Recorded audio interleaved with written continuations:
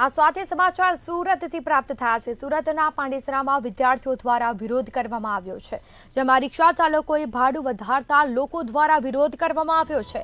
Passenger અને રિક્ષા ચાલક આમને સામને જોવા મળ્યા।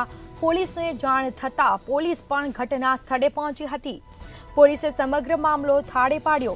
અગાઉ પણ ડિંડોલીમાં રિક્ષા ચાલકોએ વિરોધ નોંધાવ્યો હતો। તો આ સાથે સમાચાર સામે આવી રહ્યા છે। સુરતના પાંડેસરામાં લોકોનો વિરોધ જોવા મળ્યો છે, જેમાં રિક્ષા ચાલકે ભાડું વધારતા લોકો દ્વારા વિરોધ કરવામાં આવ્યો હતો। सुनीता सेंगन है।